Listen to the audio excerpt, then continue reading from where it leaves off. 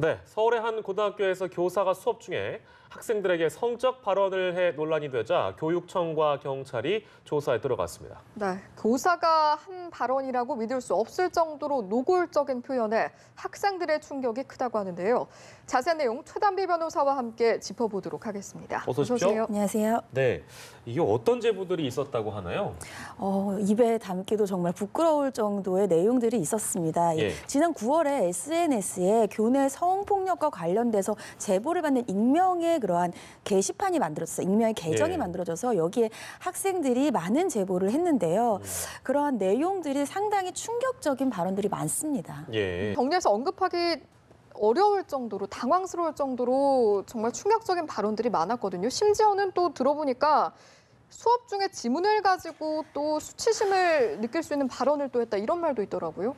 수업 시간에 지문에 황홀한 밤이라는 단어가 있었다라고 하는데 그 부분과 관련돼서 또 학생들에게 성적인 수치심을 일으킬 만한 발언들을 했다는 것입니다. 네. 해당 학교가 이 잠실고등학교와 일신여중인데 여기에 대해서는 여학교이지 않습니까? 여학교에서 여학생들을 대상으로 교육을 하는 교사가 했다고 하기에는 정말 자질을 의심하게 할 수밖에 없는 발언들이라서 예. 정말 들으면서도 이게 정말 맞는 얘기일까라는 생각이 들 정도였고 예. 저는 여기서 더 큰 문제는 교사가 이러한 문제가 있음에도 불구하고 해당 학교에서 별도의 배제 조치를 취하지 않고 계속해서 그 교사가 학생들을 지도하도록 했다는 것이 더욱더 큰 문제라고 생각이 됩니다. 진짜 그렇네요. 학교 측의 대처가 굉장히 문제가 있어 보입니다. 저희가 이제 보도해 들은 내용을 토대로 이야기를 나누고 하고 있는데요. 참 이게 내용이 충격적이라서 학교만의 문제가 아니고 혹시나 지금 어디에선가 이런 성희롱이 학교에서 이뤄지고 있다면 그것도 역시 문제이기 때문에 학생들의 용기 있는 제보가 필요한 상황이라고 생각이 들고 알겠습니다. 이 학생들이 제보한 이야기가 다 이제 사실로 밝혀지게 되면 어떤 처벌을 받게 되는지도 저희가 좀 정리를 해볼게요. 네, 이게 성희롱이라고 할 수가 있는데 그렇다고 네. 한다면 왜 성희롱으로 처벌은 안 되는가라고 생각을 하실 수가 있습니다. 그런데 성폭력이 아닌 성희롱 같은 경우에는 근로기준과 관련되어서 직장 내 성희롱만 처벌 규정이 있습니다. 그렇기 때문에 학교 내에서 하는 성희롱에 관련되어서는 별도의 처벌 규정이 없어요. 예. 그래서 아까 앞서서 리포트에서 보셨듯이 아동복지법 위반과 관련돼서 현재 내사 중이고요. 예. 아동복지법이라고 하는 것은 19세 미만의 아이들에 대해서 정서적으로 해를 끼칠 만한 행동을 했을 경우에는 아동복지법에서 금지 행위가 되기 때문에 5년 이하의 징역이나 5천만 원 이하의 벌금으로 처벌이 가능합니다. 그렇기 때문에 이러한 해당 제보라든지 여러 가지 추가적인 정황들을 파악한 이후에 이 내사와 관련되어서 수사를 진행할 것으로 보입니다. 예, 뭐 사건이 발생한 뒤에 처벌에 대한 부분도 저희가 짚어봐야 하지만 사실은 애초에 이런 일이 발생하면 안 되지 않겠습니까? 학생을 가르치는 교사에게 좀 더 높은 도덕적 기준이 필요하지 않을까 뭐 이런 생각도 드는데요.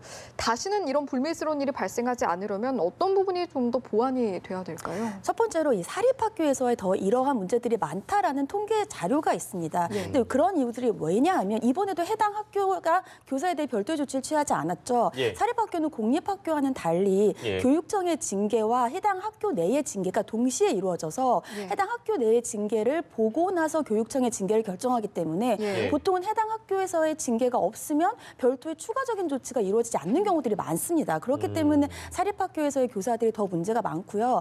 특별히 이러한 경우들에 대해서는 이러한 문제가 있으면 조사가 이루어지거나 징계가 이루어지는 동안만이라고 하더라도 아이들과 해당 교사는 분리 조치가 돼야 되는데 전혀 분리 조치가 되지 않았다는 데 또 문제가 있습니다. 그렇기 때문에 학생들을 가르치는 교사들에 대해서의 도덕적인 더 높은 기준을 요구하는 것은 당연하고요. 여기에 대해서 이러한 문제가 발생했을 때에는 해당 학교에 대한 조치가 필요하고 학교에서의 조치에 대한 교육청의 권한도 좀 더 강화돼야 될 필요가 있지 않을까 싶습니다. 예, 전면적으로 동의합니다. 학교 쪽에서 좀 더 빠르게 상식적인 기본적인 조치들을 했어야 됐다고 보는데요.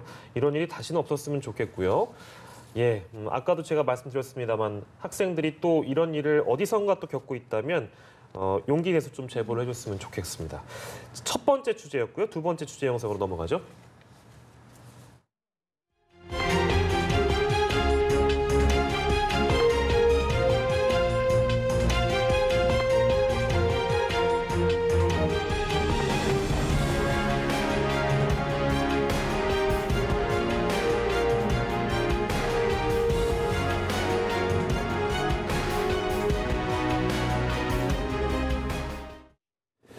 예, 맥도날드에서 또 손님 갑질이 있었습니다. 저희가 전에는 그 드라이브 스루 매장에서 있었던 그 갑질을 뉴스워치 시간을 통해서 보도를 해드린 바 있는데 이번에는 연신내에 있는 한 매장에서 이런 일이 있었네요. 어떻게 된 사건인지 정리를 해보겠습니다.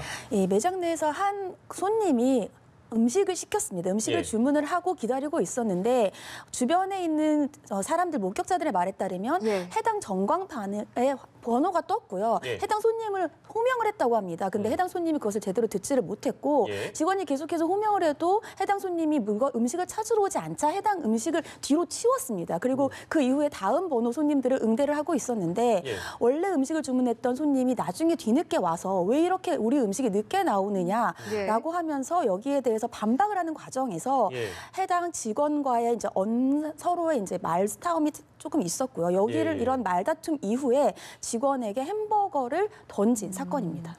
뭐 상황이 이렇게 번지다 보니까 경찰이 출동을 하긴 했는데 법적 처벌은 따로 받지 않았다라고 하더라고요. 왜냐하면 이제 해당 직원의 얼굴을 향해서 햄버거를 던진 사건이긴 한데 이것을 예. 형법상으로 봤을 때는 폭행죄에 해당합니다. 근데 폭행죄는 반의사불벌죄라고 해서 피해자가 처벌을 원치 않으면 경찰도 더 이상 수사를 할 수 없는 범죄입니다. 근데 예. 해당 피해자인 직원이 경찰에 출동한 이후에 손님이 사과를 했고 사과를 한 이후에는 더 이상 처벌을 원치 않는다라고 사건을 마무리했기 때문에 예. 그 이후에는 별도의 피해자가 처벌을 원치 않기 때문에 네네. 수사를 할 수 없는 상황인 거죠. 그러니까 이게 지금 국민청원 동의가 20만 명이 넘었다고 하네요. 결국 이제 처벌은 불가능한 상황인 것 같은데. 근데 이것도 이제 한번 짚어보겠습니다. 만일 이제 피해자가 하루 이틀 지나서 기분이 너무 상했어요. 이미 이제 본인은 나는 괜찮다, 처벌을 원하지 않는다라고 얘기했지만 한 이틀 지나가지고 마음이 바뀌었습니다. 그럼 다시 가능한 겁니까? 고소를 했다가 취하한 경우라면 다시 고소를 하는데 문제가 발생할 수가 있어요. 근데 이번 사건 같은 경우에는 예. 공소시효가 5년이고 5년 이내에는 본인이 고소를 하는 것은 가능합니다. 예. 근데 이제 문제는 이 사건 같은 경우에는 이 피해자가 더 이상은 처벌을 원하지가 않고 사건을 마무리하기를 원했는데 예. 지금 이 피해자에 대한 2차 가해 문제들도 언론에서 보도가 되고 있어요. 왜냐하면 예. 이 목격자들이 관련되어서 해당 영상을 찍었는데 예. 그 영상들이 전혀 모자이크가 되지 않은 상태로 인터넷에 떠돌아다니는 거예요. 네. 그러니까 가해자뿐만이 아니라 피해자의 얼굴도 지금 노출이 되는 상황이라서 예. 피해자 같은 경우는 이것이 조금 지난 사건입니다. 근데 지난 사건이라서 잊고 싶은 사건인데 이것이 예. 다시 한번 본인의 얼굴이 모자이크 되지 않은 상태에서 인터넷에 떠돌게 되니까 예. 이러한 상황도 이제 2차 가해 우려가 있다라는 언론 보도들이 나오고 있습니다. 예, 예. 알겠습니다. 일단은 근본적으로 왜 이렇게 이제 손님 갑질이라는 것이 계속해서 발생하고 있는 것인가 이 부분도 좀 짚어봐야 할 것 같아요. 사실은 이게 오늘은 맥도날드 사건이지만 예전부터 계속 이어져 온 사건입니다. 뭐 예. 백화점에서 무릎을 꿇렸던 갑질이라든지 계속해서 이러한 감정 노동자들에 대한 갑질들이 이어져 오는 것은 우리가 어떠한 대가를 지급했을 때 그 대가 내에서 상대방의 서비스에 포함이 되어 있다고 잘못된 인식들이 계속해서 이어져 왔기 때문이고요. 이것은 소위 우리가 이제는 그렇게 얘기하지 않지만 예전에는 손님은 왕이다라는 것, 손님이 어떠한 것을 요구해도 다 들어줘야 된다라는 인식들이 팽배해 있기 때문입니다. 예. 하지만 이것이 인식이 많이 전환이 됐고요. 산업안전보건법에 따라서 이렇게 감정노동자들에 대해서 위해를 가할 경우에는 고용주가 여기에 대한 조치를 취하도록도 했지만 예. 아직은 예방적인 대책이 없거든요. 그렇기 때문에 법상으로도 예방적인 대책 마련이 필요하고 많이 인식이 개선됐음에도 불구하고 여전히 있다는 것은 예. 아직까지도 사회적인 인식의 개선도 여전히 뒤따라야 한다라고 생각이 됩니다. 그러니까 우리가 흔히 그런 얘기 하잖아요. 그 이제 점원들이나 직원분들이 누군가의 또 아들일 수 있고 우리의 가족이니까 항상 저런 갑질은 저희가 저번에도 정신과 전문의를 통해서 인터뷰를 했습니다만 이런 행동을 해도 될 만한 상황, 이런 행동을 해도 될 만한 대상이라는 어떤 그 생각이 기저에 깔려 있기 때문에 이런 게 나오는 거라서 그런 대상과 상황은 존재하지 않습니다. 이런 사건은 참 전해 들을 때마다 씁쓸하네요. 두 번째 주제로 만나봤고요. 마지막 주제 영상 저희가 준비해봤습니다. 만나보시죠.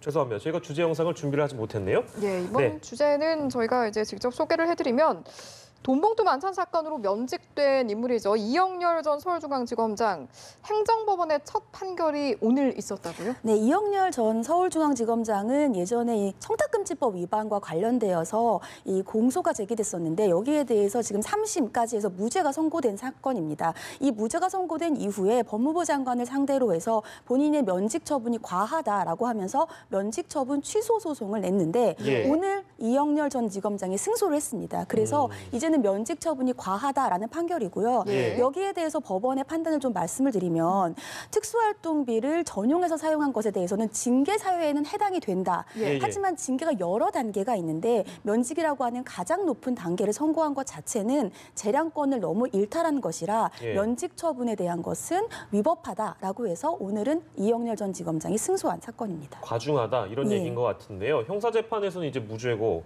행정법원에서 이거 면직 처분이 잘못됐다 이런 결론 나오면 그러면 그 이전 지검장 같은 경우에는 거치가 어떻게 돼야 된다고 봐야 됩니까? 면직 처분이 잘못됐다라고 하는 것은 다시 검찰청으로 복귀를 할 수 있다는 것입니다. 그래요? 그렇기 때문에 예전에 검사로서의 직무를 이제 더 이상은 면직 처분으로 인해서 할 수 없었다고 한다면 예. 면직 처분이 취소 소송이 확정이 됐기 때문에 이제는 다시 검찰청으로 복귀를 할 수 있는 것이고요. 예. 하지만 검찰청으로 복귀를 한다고 했을 때 어느 지역에 어떠한 위치로 복귀를 시키는지 여부는 예. 검찰 내부에서의 결정이기 때문에 그 내부의 결정까지는 이번 판결로 인해서 결정되는 것은 아닙니다. 예, 알겠습니다. 이정렬 전 지검장 형사재판에서 무죄가 확정됐다는 내용이고요. 최단비 변호사 오늘 다양한 주제 놓고 함께했습니다. 고맙습니다. 고맙습니다.